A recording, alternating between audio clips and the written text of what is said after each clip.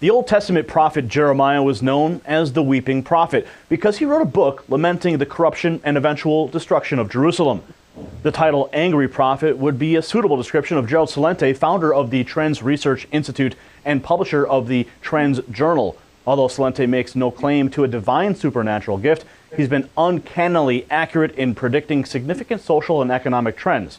As he looks forward, Celente doesn't like what he sees, and rather than crying about it, he's madder than hell and hopes that you will be too.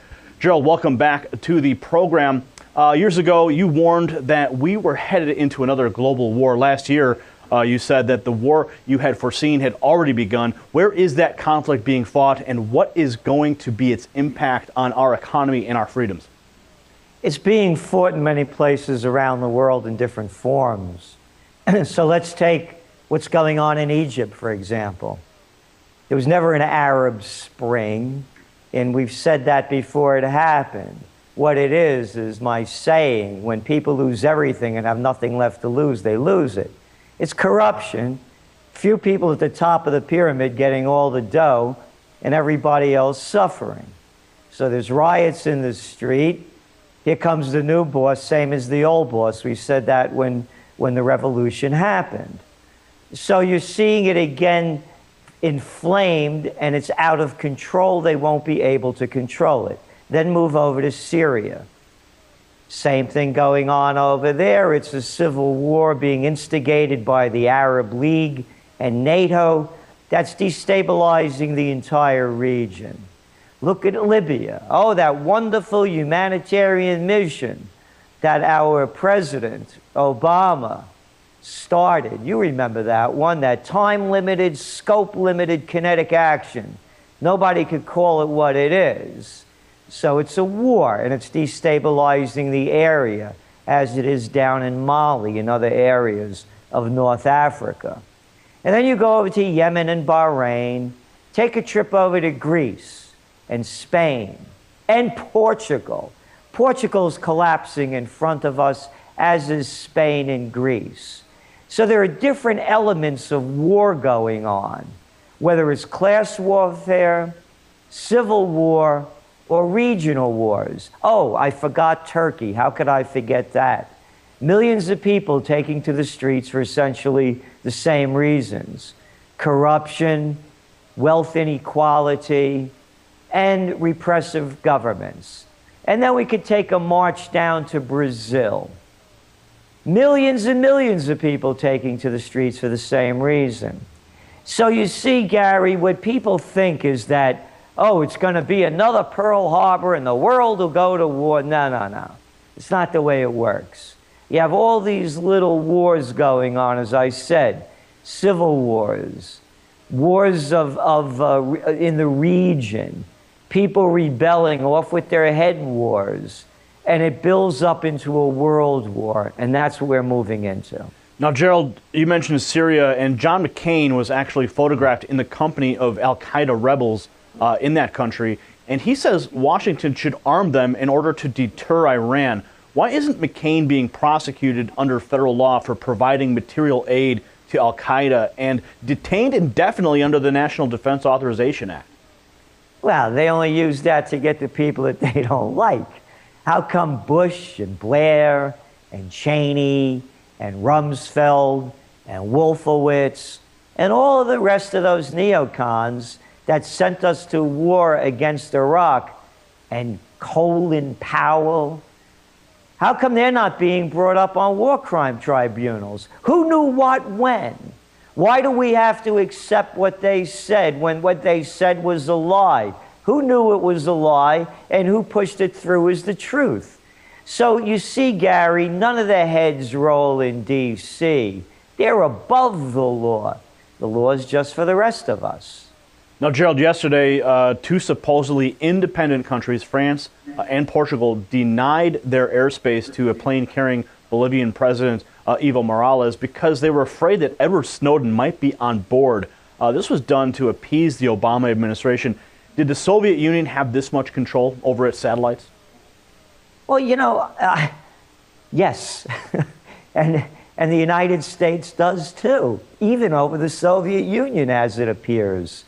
Because we heard Putin say that he would grant Snowden a refuge if he continued to shut his mouth and behaved like a good boy.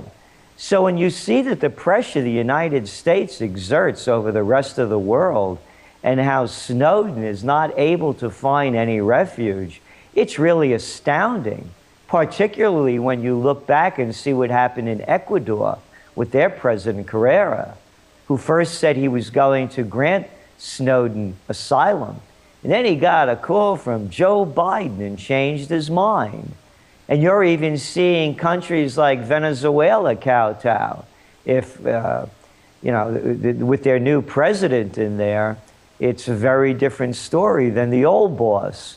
So we're seeing the pressure the United States can exert over foreign countries, and I find it quite astounding. Gerald, you've referred to something you call the $80 billion a year privacy-killing industry. Could you explain exactly what that is? Yes, according to the Financial Times, we the people in this land of the free and home of the brave are spending $80 billion for the government to watch over us and watch everybody else around the world.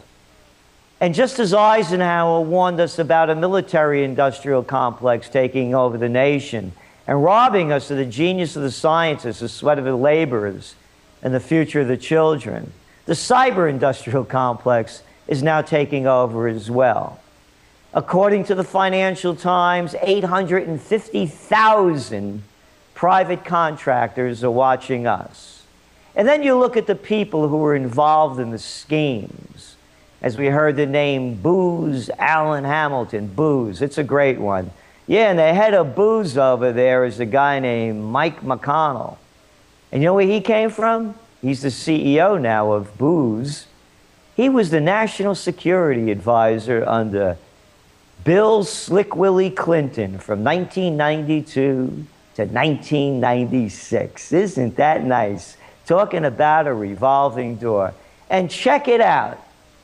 We have 850,000 private contractors watching us, and we're not allowed to know what's going on. It's a top secret, I tell you. And if we let anybody know what's going on, oh, that's going to help the terrorists. What am I, 3 years old? Who are they talking to over here? Now, Gerald, this is a lot of crap. Gerald, and by the way, I want to make this 100% clear. We wrote in our TrendsJournal in the spring of 2012, virtually everything that Snowden is talking about now. This was public information, but the public never knew about it because it was only reported in bits and pieces where most people couldn't find it. The only new thing that Snowden's come out with is the proof and that we're spying on everybody all over the world. And guess what? There's never been a revolution in America. There was no American Revolution. The SOBs from the British over there are still running the show because that's who we're in cahoots with as you're reading what's going on now. Gerald, you've also said that the NSA's Prism Program is the prelude to the hunt for undesirables. When do you expect that to get underway? What does it exactly mean?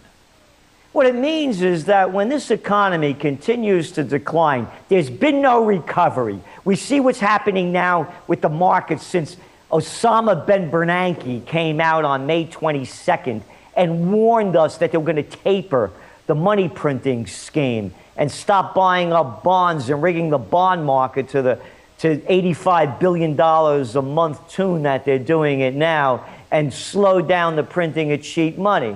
So what is going to happen, as you're seeing going on all over the world, in Portugal, in Spain, in Greece, in Turkey, in Brazil, with millions of people taking to the streets, when it happens here, boy, Big Bro is gonna beat you down.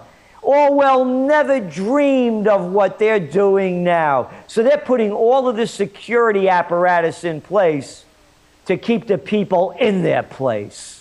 Gerald, another theme that you speak of frequently is the subject of justice versus just us. The case of Bank of America offers a good example when a San Diego man was recently threatened with 8 years in prison for writing anti-bank slogans in chalk outside the Bank of America branch offices. Yet not a single Bank of America official has been prosecuted for fraud. Is this typical of how justice operates today in America? Yes. I mean, you mentioned earlier about McCain. I mean, look at the guys that they go after in this country. Look who the public enemy number ones are. A bunch of young kids. Yeah, Bradley Manning, now there's a real threat. Look at this guy Snowden, another kid. Remember they closed down 100 square miles of Boston to hunt for a 19-year-old kid? I mean, come on.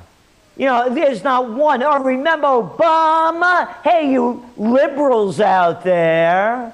Remember your El Presidente was going to get tough on all those Wall Street crooks and banking criminals? How many heads have rolled since the panic of '08? Not one major head has rolled on Wall Street for the crimes that they committed against we the people. But hey, don't open up that lemonade stand either, because the cops will swoop down on you. Don't plant a garden in your front yard. They'll put you in your place. No, the whole country, you know what this is? It's the merger of state and corporate powers. And by definition, that's called fascism. And that's what we have now. Now, Gerald, I want to talk about a recent report that states 76% of the American population is living paycheck to paycheck. And what happened to the economic recovery that we were promised? Again, the money just went to the bigs. And as I said, when I say fascism, how about 4 words that killed capitalism? Too big to fail. And where do you think the banks are getting the dough from? I mean, with all of this QE3 and all of the zero interest rates, they're getting the money for almost nothing. And this is an interest rate recovery, by the way. And as I've said from the beginning, as soon as interest rates go up, the economy is going to go down. And you look at the jobs that have been created since the Great Recovery began. They lost mostly middle-income jobs. That's a fact.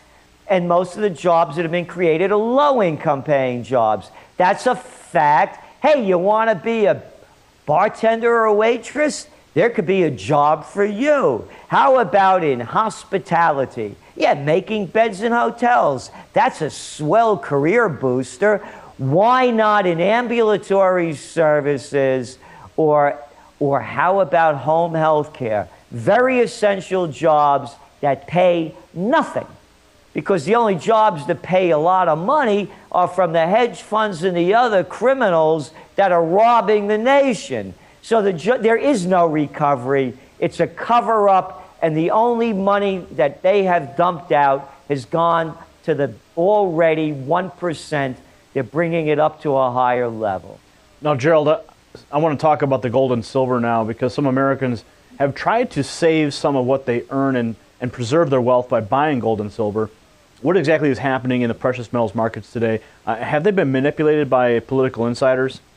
I believe they'd be manipulated by the central banks. I mean, just like they manipulated sending $17 trillion, our Federal Reserve, into banks around the world, including those in the United States, to prop up the economy. Just as the LIBOR rates have been rigged right in front of everybody's eyes. Nobody even talks about it. $700 trillion worth of transactions rigged by LIBOR. Why wouldn't anybody think that they're not rigging the gold prices by all of these naked shorts and manipulating the paper side of the gold market? And because if the price of gold goes up, people realize that their schemes of money printing are debasing the currency. And then you look what's going on in India and other countries. They're raising the import prices of gold to prohibit the people from buying it, or to drive down demand so they can keep their Ponzi schemes going. I'm in gold for the long term. I believe that the downside of gold is about $100 to $150 lower than it is now. I mean, that's my best estimate. But the upside is, you know, it could go well over $2,000 an ounce, because at some point, the Ponzi scheme is going to collapse. And also, as you're seeing war talk heat up, the safe haven calls for gold also get hotter. And I want to make this one last point. I began trading gold in 1978.